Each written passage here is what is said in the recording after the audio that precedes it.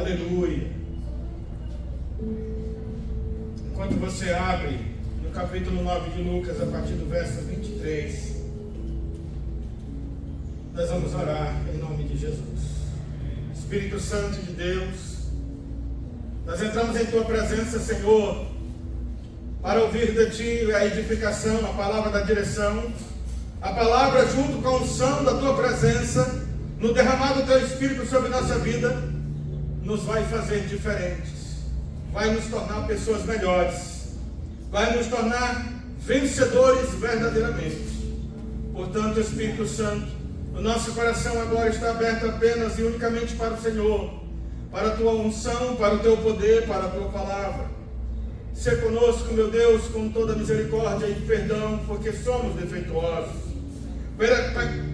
Precisamos sempre, carecemos sempre da Tua santa e divina provisão. Em nome de Jesus. Amém. Diga amém. Graças a Deus. A partir do verso 23 diz na minha Bíblia e na sua: dizia a todos: se alguém quer vir após mim, assim mesmo se negue, dia a dia, tome sua cruz e siga-me. Pois quem quiser salvar a sua vida, perdê-la-á. Quem perder a vida por minha causa, esse a salvará. Que aproveita o homem ganhar o mundo inteiro, se vier a perder-se, ou a causar dano a si mesmo? Porque qualquer que de mim e das minhas palavras se envergonhar, dele se envergonhará o Filho do Homem, quando vier na sua glória e na do Pai e dos santos anjos. Verdadeiramente vos digo, alguns há dos que aqui se encontram, que de maneira nenhuma passarão pela morte até que vejam o reino de Deus. Diga amém. Amém. Aleluia. Esse texto, amados, quando o Senhor recitou isso, Ele se direcionou às multidões, mas principalmente aos discípulos. Da boca do Senhor sai palavra de santificação, que significa palavra de separação. Amém? Amém. O Senhor, Ele atrai a multidão para que se separe da multidão. Como é isso, pastor? Sim, a palavra de Deus é a espada que separa. A palavra de Deus é aquela que atrai a pessoa aonde estava ela morta espiritualmente. E esse texto ele não é atemporal. Esse texto ele se refere quando ele fala especialmente daqueles que perseveram que não verão a morte, queridos, porque quem está em Cristo não vai ver a morte eterna. Diga graças a Deus. Nós temos a esperança da salvação em um Deus misericordioso, que há de nos resgatar e nos livrar do inferno e da perdição eterna. É com essa fé que nós vivemos e vamos viver eternamente para a glória de Deus. O Senhor ele aponta para os seus discípulos, mas sempre com a preocupação, não mais com os discípulos, mas sempre com a multidão. E quando ele se reporta à multidão, e agora veja que nós precisamos dessa referência e desse exemplo. Quando ele aponta para a multidão falando essas palavras, o discipulado de Cristo, os discípulos do Senhor, os filhos dele na fé, estão ali também observando os detalhes, e que sirva também para eles, assim como para nós hoje, como exemplo e como alerta. Quem está entendendo, diga amém. Amém. Porque quando ele fala o seguinte, quando ele recomenda à multidão, ele faz um alerta também para os discípulos quando diz: se alguém quer vir após mim, assim mesmo se negue. Dia a dia tome sua cruz e siga-me. O que significa? Vamos mergulhar nesse tome sua cruz dia a dia e siga-me. Amados, a igreja do Senhor que não toma sua cruz todo dia, que significa se consagrar em oração, pedir perdão pelos seus pecados, entrar na presença de Deus, no louvor, na leitura, na meditação. Não é perder tempo, e sim investir tempo nessa consagração, nessa manutenção da aliança. Isso não é tomar a cruz. Isso é um alimento diário que nós devemos tomar para que nós possamos suportar a cruz todo dia. Quem está entendendo, diga amém. Agora vamos falar diretamente o que é a cruz. A cruz é tudo aquilo que me atrai para longe de Cristo. A cruz é preguiça, é negligência, é zona de conforto. A cruz é você, ou melhor, tomar a cruz é ficar longe destas coisas que eu estou citando. Que é para que a gente fique preparado para não cair e não se distanciar do Senhor. Quem está entendendo, diga amém. O que quer dizer? Para que eu tome a minha cruz todo dia, eu preciso ponderar no alimento espiritual, da palavra, do louvor, da oração, do temor, da súplica, do pedido para aumentar a nossa fé, para que a gente possa tomar a cruz todo dia, para que a gente possa andar na fé. E andar na cruz é nada mais, nada menos do que desagradar a carne e o pecado. Tomar a cruz todo dia é negar a nós mesmos na hora de fazer a nossa própria vontade para fazer a vontade do Senhor. Quem está entendendo, diga amém. Agora veja que o diabo ele é especialista em confundir a nossa mente. A nossa carne é inclinada a dar atenção para o diabo para que a gente entre nessa confusão e tenha como isso um pretexto para não estar levando a verdadeira cruz todo dia. O que o senhor quer dizer com isso, pastor? Eu quero dizer, queridos, que nós somos inclinados a nos distanciar da cruz, principalmente quando a gente deixa de nos consagrar, de orar, de dar atenção às coisas de Deus. Amém? Um alimento diário. O que é isso, pastor? Queridos, não é você ler um capítulo inteiro, é você meditar em um versículo às vezes, é você parar um pouco. Não, hoje eu vou ler um salmo, mas no mínimo, a migalha espiritual que nós precisamos. Eu fui pesado nesse termo, mas é o mínimo do mínimo, é um versículo. Mas quando você for ler um versículo todo dia, leia esse versículo e guarde ele no seu coração, memorize, medite nele. E se ele te levar para outro lugar na Bíblia, não é ele que de fato está te levando, é o Espírito Santo. Amados, isso não é ainda carregar a cruz, porque tem gente que chama a consagração da aliança, tem gente que chama todas essas coisas espirituais que servem para o nosso bem e edificação. Tem muita gente que confunde as coisas achando que isso é a cruz. Sabe por que pessoas falam que isso é cruz? Porque não tem prazer de se consagrar e andar nos caminhos do Senhor. Essa é a verdade. E para essas pessoas é um fardo, para essas pessoas é um peso, para essas pessoas isso é a cruz. Mas nós precisamos jogar esse pensamento fora, porque verdadeiramente a cruz é a tentação. A cruz, queridos, é tudo aquilo que, melhor, a cruz é que faz com que a gente fique distante. Quem está entendendo, diga amém. Eu tenho que colocar na minha cabeça que a tentação, a armadilha do diabo, é tudo aquilo que me mantém distante das coisas do Senhor. Louvado seja o nome do Senhor. E essa instrução, ela foi direcionada à multidão, mas os discípulos têm que ponderar, têm que meditar, têm que tomar isso como uma exortação, um lembrete. E ele fala o seguinte no versículo 25, que aproveita o homem ganhar o mundo inteiro, se vier a perder-se, ou a causar dano a si mesmo. Veja exatamente o que eu estou dizendo. O que adianta você lutar lá fora e entrar no tempo do homem, e entrar no tempo da sociedade, da correria, do dia a dia, do cotidiano, da internet, do trabalho, das metas, dos seus planos terrenos aqui desse mundo, como se você fosse desse mundo? Você não é mais desse mundo. O Senhor te resgatou para ir para outro mundo, o mundo onde Ele reina. Amém. Diga graças a Deus, igreja. Veja o quanto é difícil para nós manter um pensamento e um comportamento como este. É por essa razão que o Senhor estabeleceu sua palavra e a direção para o seu povo congregar na igreja, para que daqui a gente tome posse da palavra que venha nos manter no caminho de Deus. Nós precisamos tomar conta da nossa própria vida, porque um dia nós vamos prestar conta desta vida a Ele. Quem deu a sua vida aqui para Jesus, diga amém. Amém. Ele está confiando em mim e em você, porque Ele está dizendo para mim e para você essa noite: a sua vida é minha porque você me deu. Só que eu estou confiando em você. Cuide dessa vida que não é sua, é minha. Quem está entendendo, diga amém. Amém. Um dia você vai prestar conta. Eu vou prestar conta dessa vida que não é nossa, é dele. Não, prestar conta dessa vida aí um dia. Diga graças a Deus. Eis a razão. Agora veja uma coisa. que vai nos ajudar muito a tomar nossa cruz. Veja isto. Eu preciso me entender, colocar na minha mente, que em vez de tanta dificuldade que é carregar a cruz, não é dificuldade na verdade. Na verdade é um privilégio.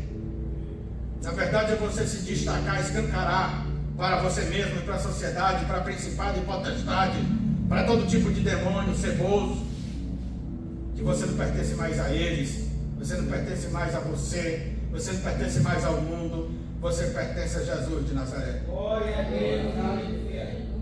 Então para nós tem que ser um prazer levar essa cruz. Para nós tem que ser um prazer seguir ao Senhor, tomar a sua cruz e seguir ao Senhor. O que adianta, portanto, versículo 25 novamente, o homem ganhar o mundo inteiro e começar a se distanciar e começar a negligenciar as coisas que o Senhor estabeleceu? Ora, se todos vão prestar conta da sua vida ao Senhor, pastor, é tão difícil a gente ainda pensar que um dia a gente vai prestar conta da nossa vida ao Senhor. Agora você imagina quem nunca deu a vida ao Senhor. Quem está entendendo, diga amém. Se para nós é difícil, e de fato é, ninguém está aqui para passar a mão na cabeça de ninguém. É difícil. Só que o Senhor é o Deus do impossível, não é nem o Deus do difícil. Quem está entendendo? O Senhor, pela misericórdia e pela graça, nos resgata, nos fortalece, nos dá a medida diária do pão suficiente para a gente não morrer eternamente falando. Não, pastor, porque o fardo está difícil, está pesado, está nada, rapaz. Conversa de tramposo. Tu está querendo cair na gandaia, tu está querendo se desviar. Trata as coisas de Deus no sério, porque Ele te capacita, porque Ele te fortalece, porque Ele te direciona. Ora, Ele não é cego nem surdo. Quem está entendendo, diga amém. Então nós devemos tratar as coisas do Senhor como as coisas do Senhor. Vira para a pessoa que está do teu lado e diz assim para ela: trate as coisas do Senhor muito a sério. Aí você vai falar de novo assim para ela: você é a coisa mais preciosa do Senhor. Quem está entendendo e pegando a visão aqui, diga amém. Nós não sabemos. Você pode fazer o estudo que você quiser. Nós não sabemos o valor que nós temos para Deus. Dá para ter mais ou menos uma noção todo começo de mês aos domingos, quando a gente vê aquela mesa enfeitada. Quem está entendendo, diga amém. Dá para saber mais ou menos uma noção do quão o Senhor nos ama, do quão o Senhor nos ama e nos valoriza. Então por que eu não me amo a ponto de me valorizar, a ponto de entender que eu não pertenço mais a mim, mas eu pertenço a um Deus criador do universo, do céu e da terra, que me comprou com preço de sangue, que não existe nenhuma coisa no mundo que compre isso ou tire da mão do Senhor? Diga amém. Queridos, hoje é culto de adoração. Você precisa levar o seu pensamento nesse patamar, nesse entendimento, nesse conceito, nessa compreensão valorosa. Eu preciso vir para a casa de Deus, porque para mim é um privilégio, uma honra e uma alegria, porque o Senhor me comprou com um preço que não tem valor, é imensurável, é incalculável. Eu preciso compreender isto. Para Deus não há acepção de pessoas, todos têm o mesmo valor para Ele. Então que valor eu estou dando para Ele? Se eu colocar na balança, eu estou dando mais valor a quê? Ou a quem? Que venha fazer com que eu venha ou não à casa de Deus. Quem está entendendo? Diga amém. É a distância tua do Senhor. Você sabe. Você sabe.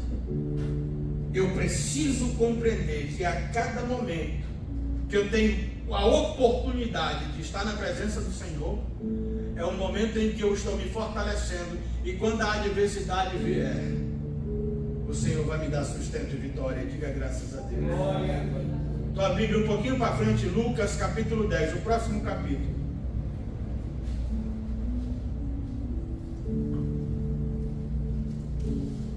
O versículo 38 diz o seguinte: indo eles de caminho, entrou Jesus num povoado, e certa mulher chamada Marta hospedou em sua casa. Tinha ela uma irmã chamada Maria, e esta quedava-se assentada aos pés do Senhor a ouvir-lhes os ensinamentos. Marta agitava-se de um lado para o outro, ocupada em muitos serviços. Repita comigo, muitos serviços. Então se aproximou de Jesus e disse: Senhor, não te importa de que minha irmã tenha deixado que eu fique a servir sozinho? Ordena-lhe, pois, que venha ajudar-me. Respondeu-lhe o Senhor: Marta, Marta, andas inquieta e te preocupas com muitas coisas. Entretanto, pouco é necessário, mesmo uma coisa só. Maria, pois, escolheu a boa parte, e esta não lhe será tirada. Diga amém. Amém. O que o Espírito Santo está falando para você neste texto? Eu posso extrair desse texto diversos ensinamentos. Eu posso compreender que dentro da igreja tem pessoas que não estão dentro da igreja, que não estão aos pés do Senhor, valorizando a presença dele. Tem muita gente na igreja, que eu acredito que aqui não tem essa alta frequência, mas existem pessoas na igreja que vêm de forma mecânica para a casa de Deus. Nós não podemos admitir isso na nossa vida, meus irmãos. Dessa porta para dentro, eu estou entrando em um lugar santo, porque o meu Deus, Ele habita em nosso meio neste lugar. Amém. O Espírito dele, Ele é atraído pela presença daqueles que o adoram em Espírito e em verdade. O Espírito do Senhor habita em nós e existe uma casa dele na terra, em tanto lugar. Aqui é mais uma. Então eu preciso compreender que não é bom que eu venha na casa de Deus de forma mecânica, corpo presentemente ausente, conforme a palavra de domingo passado do diácono Magno Andrade.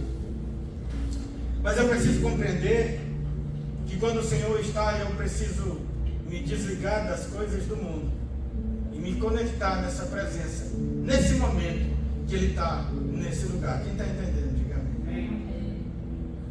O Senhor não desprezou ou não diminuiu Marta, mas Ele com muito amor compreendeu o que Marta estava fazendo. Marta estava tendo na maneira dela uma forma de adorar o Senhor, como? Trabalhando para Ele ali, ajeitando um frango para Ele comer, uma galinha com arroz com piqui. Quem está entendendo, diga amém. Ajeitando a casa, passando um bom ar, limpando o chão, e Maria lá nos pés do Senhor. Eu consigo compreender com muito amor o coração de Marta. Quem está entendendo, diga amém. Mas só que o Senhor é maravilhoso, Ele quer exclusividade. Por quê, pastor? Simplesmente porque Ele é digno. Aonde o Senhor se manifesta, eu preciso parar tudo e valorizar aquele momento. Quem está entendendo, diga amém. Existe tempo para ornamentar a casa, existe tempo para preparar o banquete, mas quando o Senhor entra na nossa casa, nós temos que valorizar cada minuto na presença dEle. Pastor, como é que isso pode acontecer na minha casa? Você, no seu canto, na tua casa, no teu quarto de guerra, no teu canto de oração, você pode tornar ali um hábito, um diálogo com o Senhor. Chame do que quiser, eu chamo de oração, mas eu também posso chamar de diálogo com o Senhor. Meu momento com o Pai, que seja 5 minutos. 5 minutos no meio de 24 horas. O que é isso, meu Deus? Quem está entendendo, diga amém. Eu cheguei, na hora que eu sentei, eu lembrei que eu esqueci meu celular. Se eu fosse do mundo, era mesmo que ter esquecido um braço, uma perna. Digo, rapaz, eu estou na casa de Deus, deixa meu celular onde tiver. O diabo é tão sujo que veio um pensamento, ficou na oficina, porque o carro estava na oficina. Está no carro do mecânico, porque eu fiquei com o carro do mecânico o dia todo. Não, aí está lá. Meu irmão, pode estar onde tiver, que eu estou na presença de Deus, na casa do meu Deus. Quem está entendendo, diga amém. Olha a liberdade de quem está em Cristo, valorizando a presença dele. Quer uma coisa que eu vou falar aqui que para muita gente não é tão curioso, mas tem muita gente mundana e tem muito crente carnal que o celular é cheio de senha porque tem pornografia no celular. Tem mulher pelada, tem um pelado. Aí é cheio de senha. Aí às vezes deixa o celular na cozinha e vai para o quarto. Quando lembra do celular, sai atropelando todo mundo com medo de alguém chegar lá e abrir. Eu estou falando que tem muita gente no mundo e alguns crentes carnal assim também. Quem está entendendo, diga amém. Não, pastor, porque o meu celular, minha mulher não mexe. Meu irmão, a mesma senha do meu é a mesma senha da pastora. É a mesma senha. As minhas filhas sabem da senha. Quem está entendendo, diga amém. A Isabela, casada, pronto para ter o livro, já sabe minha senha. Queridos, não tem liberdade maior do que essa. A paz é grande, o diabo fica furioso, ele arranca o chifre. Mas ele não pode fazer nada. Porque quem anda com Cristo, valorizando a presença do Senhor, anda na liberdade. Amém. Amém? O que Marta estava fazendo, que o Senhor chamou a atenção dela, é que ela estava fazendo questão de se prender em algo que era desnecessário naquele momento. Ela poderia deixar, ela só de vez em quando falar assim: eu parei que eu vou ver se o arroz está queimando. Quem está entendendo, diga amém. Pai, só um minuto. Ele vai perceber que ele está sendo priorizado. Ele vai perceber que ele está sendo valorizado mais do que a casa. Vira para a pessoa que está do lado e fala assim: prefira honrar a Deus do que a coisas e do que a outras pessoas. Deus em primeiro lugar. Amém ou não? Diga graças a Deus. O texto que eu li primeiro, do capítulo 9, para esse texto do capítulo 10, nos manda uma mensagem. E a mensagem que nos manda é que nós não somos desse mundo, que nós temos sim que trabalhar para nós adquirirmos o pão com o sol do nosso rosto aqui na face da terra. Depois a gente vai se entender com a linhagem de Adão, porque caiu e sobrou para nós essa arrumação. Quem está entendendo, diga amém. Amém. Porque nós estávamos tudo, era para estar todo mundo de boa aqui. Não tinha boleto, não tinha nada. Papai todo dia descia para tomar café com nós. Não era assim lá no Éden? Deixa Adão com nós e a Eva com as irmãs. Nós vamos fazer uma série de conta lá em cima.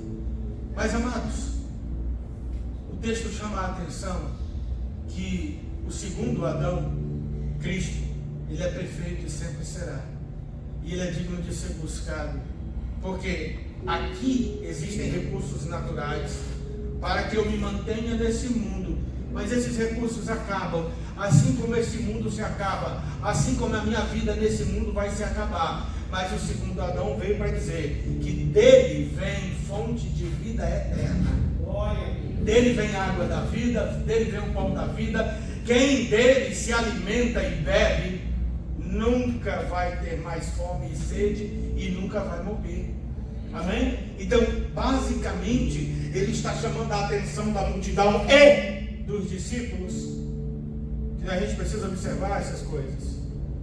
Eu preciso ter uma sabedoria e um equilíbrio para ponderar, para fazer uma justiça espiritual da minha vida em relação ao meu investimento mundano, no sentido da sociedade do mundo, desse plano, dessa natureza. Mas espera lá, o que é mais importante na minha vida?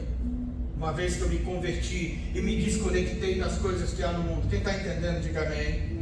Então eu, aonde quer que eu esteja, eu priorizo o meu Deus.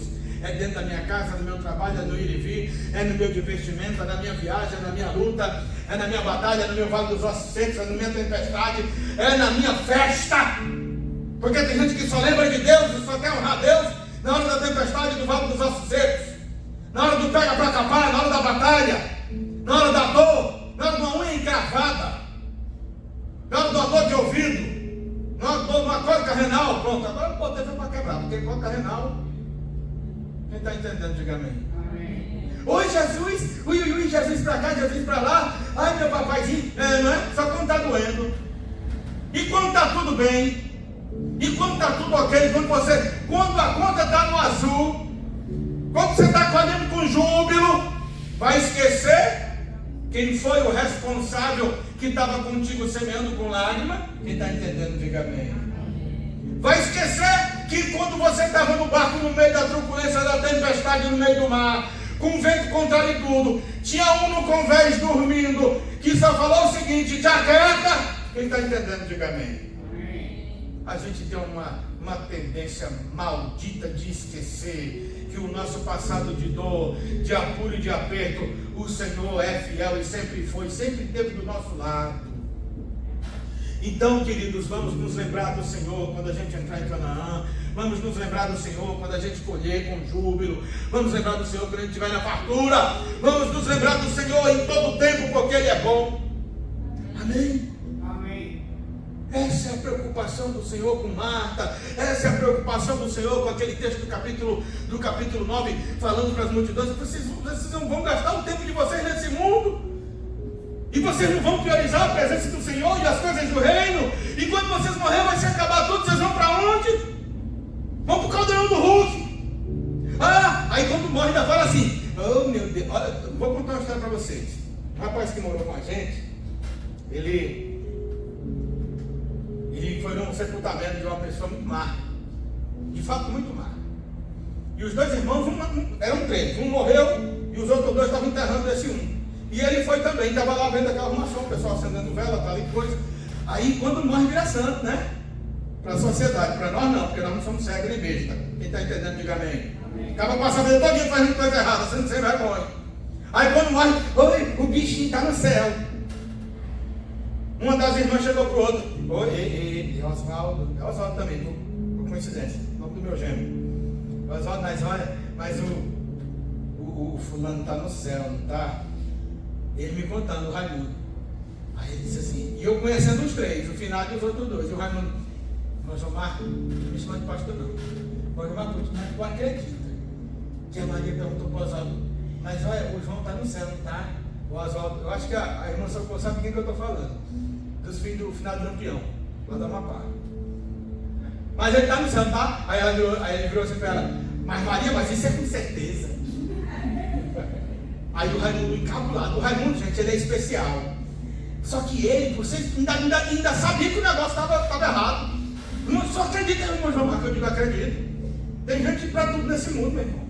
Passa a vida todinha enrolando os outros, matando gente, roubando, faz tudo. O cara mata ele, no dia que vai enterrar, está no céu. Aí o Raimundo falou assim: eu sei onde é o céu. Ele pensando, ele disse: não, na hora lá eu pensei, me deu vontade de falar. Eu digo: que foi, Raimundo? Não, é o céu da boca da onça que ele está. Eu digo: tá bom, é mesmo. Queridos, então, hoje, por exemplo, foi sepultado um amigo nosso, meu, particularmente. Comprei muito bezerro na mão dele. E ele faleceu. Ontem foi sepultado hoje. Luiz Guzzo. Era evangélico, era crente. Até onde eu sei, tinha temor no Senhor, no coração. Eu acredito que um dia nós veremos nosso irmão no céu. É muito diferente. Queridos, para finalizar, o alerta do Senhor serve para nós hoje nesse texto que foi compartilhado. Deve servir perpetuamente para nós, para que a gente fique sempre vigiando, que nós possamos ser sóbrios em relação à manutenção da nossa aliança. Quem está entendendo, diga amém. Tratar as coisas do Senhor sério. Todos nós temos que trabalhar, todos nós temos que nos divertir, mas eu vou falar uma coisa para vocês: a igreja tem que vigiar para não se tornar morna. Nós temos que ser fervorosos, literalmente fervorosos, pegando fogo quente na presença de Deus, no fogo do Senhor. Amém? Amém? Eu estava ouvindo a ministração da Manu e Deus me levou no pensamento em 2011 e 2012. Eu passei esses 2 anos lá em Rubiataba, no Goiás, jejuando uma vez por mês, um jejum de 24 horas dentro da igreja. Era num dia que não tinha culto. Eu vinha, aliás, corrigindo, no final do culto eu já ficava e saía no outro dia, no mesmo horário. E os irmãos nem sabiam, muitos deles. Um dia, a gente estava no centro da cidade, uma igreja um pouco maior do que essa, e na frente é só vidro, como está ali o blindex, só que era a frente toda. E a gente colocou aquelas persianas. E aí eu fechei a persiana durante o dia e ficava dentro da igreja, lendo a Bíblia, ouvindo louvor, orando.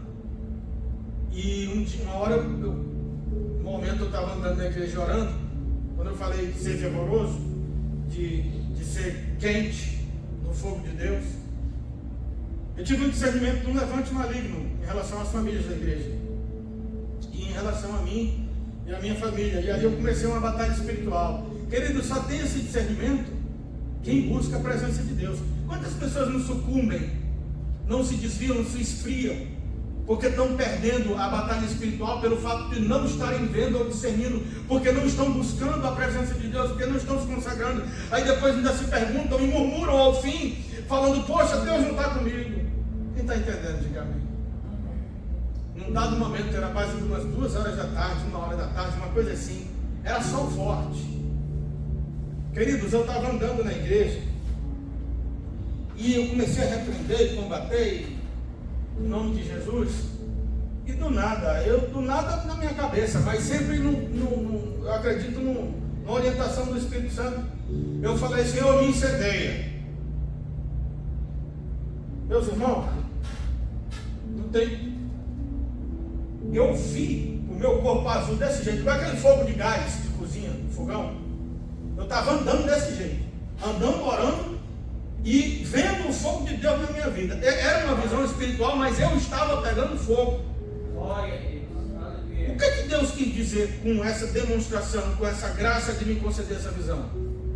Que quando eu e você, diga amém, a gente ora com fé e combate o mal na nossa vida, sobretudo em relação ao nosso irmão também. Eu estou falando da intercessão, porque a intercessão, a oração intercessória, a oração pelo teu irmão, queridos, às vezes eu sou mais abençoado do que o próprio irmão que está recebendo a bênção, porque aquilo mexe no coração do papai. E eu comecei uma batalha em favor de cada família, citando um por um dos meus irmãos, e eu falei: Senhor, me incendeia, e incendeia meus irmãos para o diabo pegar fogo e se sacacar todo. E eu estava andando e eu vendo aquela coisa, aquela visão. Eu digo: Jesus está aqui comigo, louvado seja o nome do Senhor. Eu quero que isso sirva de testemunho, queridos, porque Deus, Ele faz assim com o seu povo. Deus faz assim com o seu povo. Amém? Fica de pé no teu lugar em nome de Jesus.